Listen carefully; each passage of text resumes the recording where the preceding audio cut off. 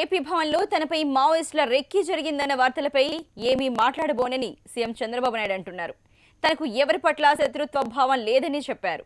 తాను ఎవరికి హాని తలపెట్టే వ్యక్తిని కాదని, అందరికీ మంచి జరగాలని కోరుకుంటానని స్పష్టం చేశారు.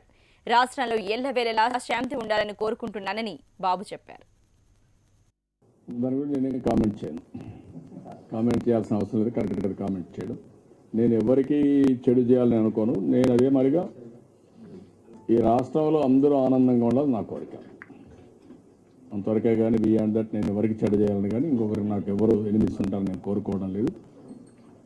నేను ఎప్పటికప్పుడు ఈ రాష్ట్రం బాగుపడాలి, ఈ రాష్ట్రం బాగుండాలి, అందరికీ రక్షణ ఉండాలి, అందరూ ఆనందంగా ఉండాలి, రాష్ట్రంలో పీస్ ఉండాలి, ప్రశాంతత ఉండాలి. దానికోసం ముందుకు పోతాను.